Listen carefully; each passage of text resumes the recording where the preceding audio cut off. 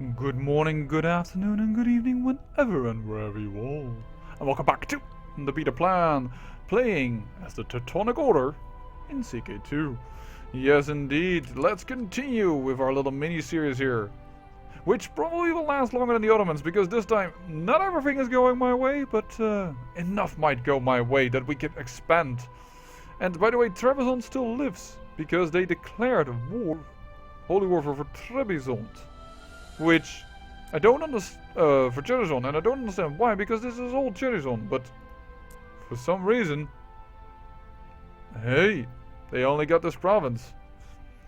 Well, we're sieging down immediately, and this army is hostile to us, but it's of Moldau. Oh, and it just lost this battle versus Gaelic. That means that Gaelic won't lose this province. Most likely. Because I don't know if they have any more interesting allies to their name. But if this is the only army, and I assume it is because it's about 3,000 in size, then I think they are pretty screwed. And that's alright, that's alright. We don't need to become a kingdom immediately. Heck. I'm not even sure if we can make it. As soon as the Mongols arrive, we are going to be flattened. I assume at least. But for now we are attacking Moldau. And I assume, I hope at least that this man here, the Ilkhanate, is giving Kumania so much trouble that they will not focus on me. Oh, this man was actually Orthodox. Well, you're going to lose your terrain, because I think these people... Yeah, they are Tengri, so they are going to be just vassals of him now. How large is Kumania? Kumania is all the way up to here. Alright. I hope I can beat him. Moldau is attacking me, despite being a vassal, and thus not actually being against me in the way of his liege, that I declared a war on his liege lord. Of course it is his terrain, so I can understand that, but it means certainly you will lose your war against Gaelic. But here, that's what I meant. 8,000 men, that's not because it's just Gaelic, it's Gaelic, Kiev, Volhynia, Turów, Smolensk, Peril and Bryansk. This is why it's so hard to declare a war upon the Rurikids. Declaring war on one of these little states does not mean declaring war on this little state. It means declaring war on all the small little parts of Russia. Why are you constantly attacking me? I assume that it's because I have an holy order and have not properly hired it, and you're not thinking about attacking me in a straight manner. But if we would win this duchy, it would have been already that we have done better than the Teutonic Order ever did in this region. Moreover, it would give us, should Hungary demand this land back, which is de jure part of them, as I may once again want to remind you, we would survive, because there's no king of Wallachia to claim anything else. And I like this. His war with Gaelic is going so bad that they are now counterattacking, which means once we step in, the levies will be low and we will be able to quickly siege that down. And because I can easily siege that down, I might be able to win this war before things go sour. But I need the Ilkhanate to... I wish this war would last longer, but the Ilkhanate is just, and logically, running over Kumania like crazy, and I don't want them to interfere with this war of mine. I think Bosnia is being attacked again. Yes, the King of Hungary has said, looky here, Bosnia, you are part of me. You are going to be all mine again.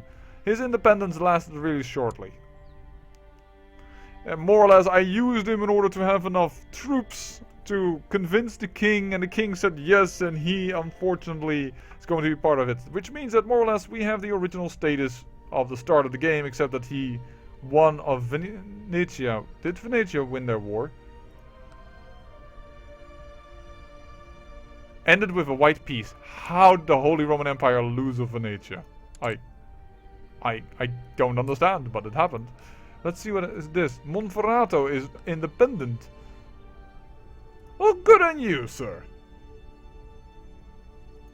You're the Duchy of Thessaloniki. Alright, the Latin Empire has now area in here. Things are curious and curiouser indeed.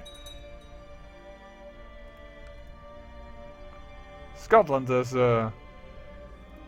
hold on. A little pause here because there's a save. We did our first battle now against them because they sent in 600 men against our 4,000. That is the advantage of an Holy Order, apparently. Apparently they don't see it as a true threat and keep attacking despite it being very, very... oh, by the way, you're dead because I think you are... Yeah, Tengri. Wait a second. Wait, hold up. This is the family name of the original Genghis Khan. Yes, indeed. This is members of Genghis Khan, but Genghis has never attacked in this game? What? Now I realize, now that they're saying it, it's the Ilkhanate attacking. This happens sometimes, Paradox. I don't know why, but you may want to look into this. The Ilkhanate is attacking instead of the Mongol horde. It's the Ilkhanate attacking, and this should happen first. You should get the Mongol horde, and then should the Ilkhanate and the Golden Horde come over that. Something is wrong here. Perhaps you have intended this, but this is not historically correct, and it's kind of odd. I have one of the family members of the Ilkhanate, of the original Genghis Khan line in my house, but because they have no ground or level, they're not important. Thus, it's goodbye, Tengri. You're wounded already. I say we throw tar into your wounds until you scream in pain and agony and die a painful death upon the altar. And that is really annoying. We were pushed out because the rebels of Hungary were pushed into this little county, and now I have to double back because they are Catholics, so my order won't fight them. We lose all siege progress. That is not what I wanted. Naturally. But oh well, we have to take that in. I wish that they, the order would just be considered grayed out, so that they wouldn't fight against them, but not engage and then flee again, because that is so annoying.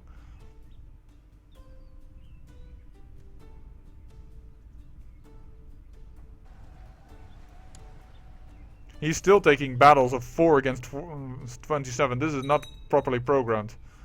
Now, of course, you should never be able to do this in the first place, but please don't tell me that those... Okay, those... what's the name for it? The revolt is going for Turno, not again for me, so that I can siege this down nicely.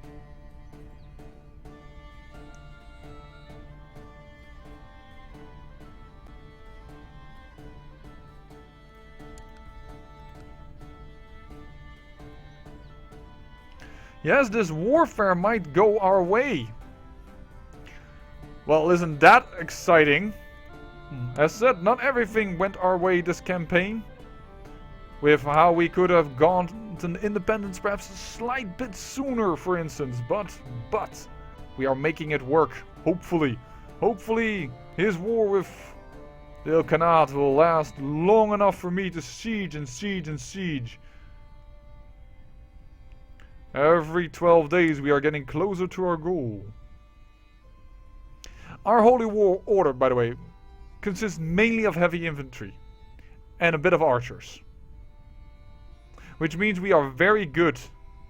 We are not extremely good in sieging, because that is mainly based on your light attack, which is the archers and your light infantry.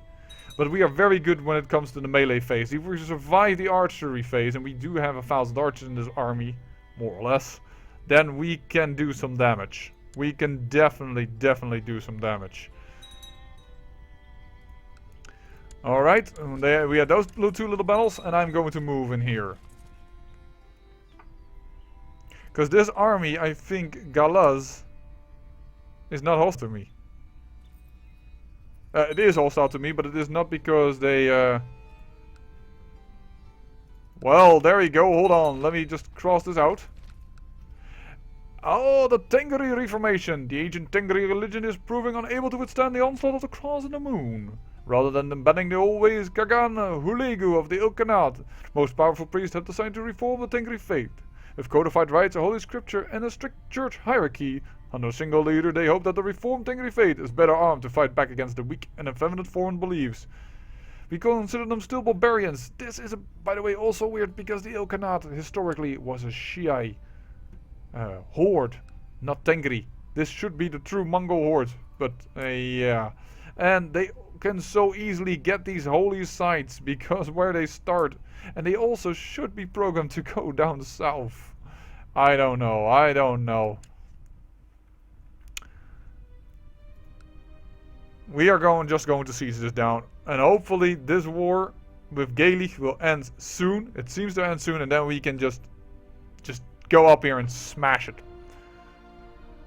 Before this man comes to his aid. This man has come to his aid. The Golden Horde has come to his aid, but the Golden Horde hasn't attacked yet. The Golden Horde is not yet on the map. Which is kind of weird. According to this schedule... schedule. Right, schedule. Way to go, beta plan. Very, very good English you speaky. Yeah, me no. You learned at night school. So, according to this overview, the Golden Horde is in this war, but Golden Horde is not on the map. They should arrive somewhere around this area. Good luck. He also has no man, and this man is also now in the war, who has 5,000 Kimak. That could be dangerous. 5,000 is significant. If that happens, I probably will cross the river and try to hightail it and get some defense in the mountains here and across the major river crossing. Which reminds me, let's do a little trick. Does this have use? We want to study technology. It says it can study technology there. Is that actually correct? I haven't checked properly. 14, 15, 14. Yes, because we don't have 15 here. That's very good. And now our field of view has increased. Because now the fog of war is around this province and all its surrounding provinces. We can now sooner see Kimak arriving. It's a very little trick you can do. So, we are also therefore obligated not to throw this up to 50. Otherwise, we're not stealing here. But that's very good. I had my eye on a feisty young scullery maid with huge intellect for some time now. Though she skillfully dodges the attentions of every boy in greybeard at the court. I have her blushing furiously whenever I gaze her into her eyes. Ah, to have a lady blush for you. Blush for you. Blush for you? What the heck is that for kind of a word? Blush for you. Seduced and wrapped around my finger, this sharp lass could be very useful. Make her a lady and keep her as my mistress. Better and make her mine. What a spy she make. We will get +1 intrigue.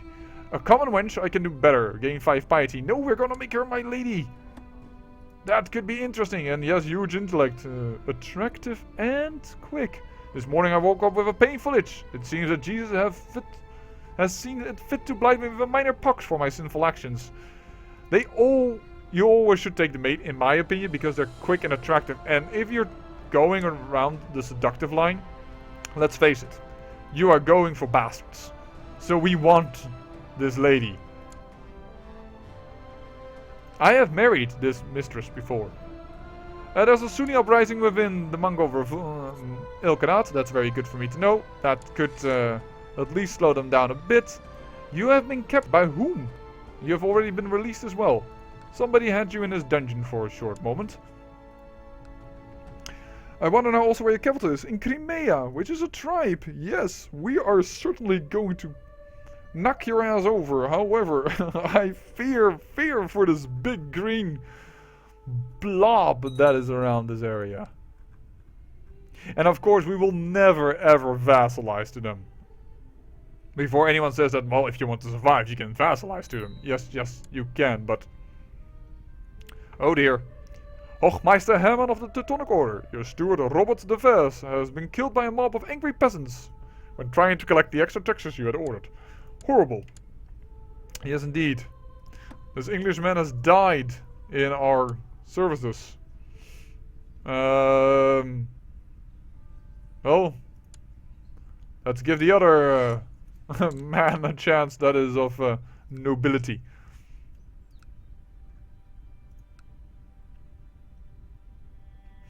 What I don't like personally, by the way, is that, well, this is my heir now. That's fine. He's a German. The Teutonic Order is German. So anyone that becomes the Hochmeister becomes German, even if they're originally English. That doesn't make any sense to me. Also, for instance, if you reform a holy faith, as we done, for instance, in our campaign of the Tenacious Tribals, all holy orders have a certain culture associated with them, just like the Teutonic Order has German, which means that any Hochmeister or anyone that is the head of a holy order has exactly that culture. In our Russian campaign, that means that the main guy of us is Russian. And without spoiling currently anything, when we created Russia, for instance, we were still Armenia. Or when we reformed the faith, let me put it better, and also when we created Russia. But we were Armenian as culture. So I can't tell this man, like, hey, do you want to vassalize? Because he doesn't believe that that is right to do. Well, let's get to Perechen. Because this is a boy, so I assume he doesn't have a lot of garrison, and indeed he doesn't. We should be able to siege this down pretty quickly. And these also do not have a lot of manpower. I know that these areas could also be easily captured. Very easily, by the way. I don't know. Perhaps moving here was a bad idea. We could also see what happens when we try to attack them. What if we called in our only troops? Our own troops. Voila. Plus our vassal troops. Because then we have I almost want to say mythical, but it's not mythical. Then we have the golden standard of a 10-to-1 ratio when you should really start and attack, simply for the fact that you will get more attrition by siege events than you would get if you would simply attack them. Here we go. Oh, we have a new heir. This Polish man has become our heir, and we've gotten a daughter. Unfortunately, sickly and... yeah, sickly, nothing, and of course she's a bastard. But we are going to legitimize her. Of course, they should know that she is in Van Salza, the original family that started the Teutonic Order. By the way, I am seducing his daughter, am I not? Oh, she's become insane. A lunatic. Might not be the best seducing target anymore. Oh, there we go. We have arrived. We are going to charge. We are losing somewhat men, but this will speed up our war significantly.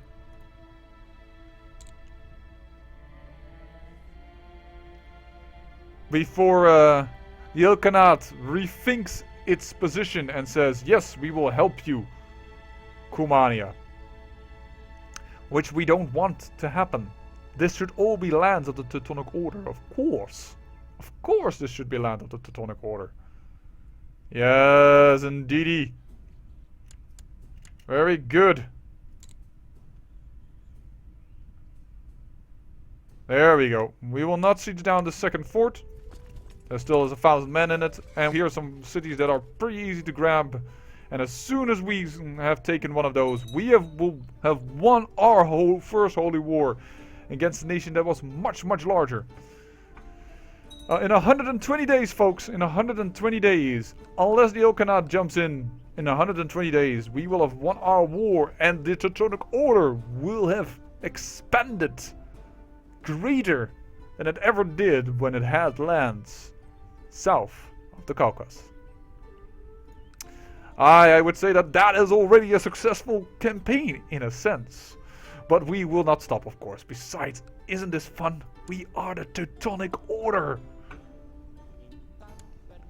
And we will... What actually happened to my original heir? Is he dead? I hope not, because he was pretty good of an heir.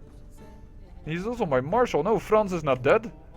But for some reason, it has become him. And I don't know how that is arranged. By the way, note he is Polish. Just note that. Ah, we are known as Herman, the Lion of the Teutonic Order. We do not have a lot of prestige. We did not adhere to our truces, but we certainly got quite large. And I would break my truce again in order to wage holy warfare for Wallachia. But perhaps Herman will die and then we can call that war anyway. So that's why I hope this warfare will be ended before he dies. And indeed it does. Thank you so much. Ladies and gentlemen, with that beautiful win and that Teutonic Order black spreading across here, I would say I thank you for watching. And remember, as shown in this series, great peril yields great beauty.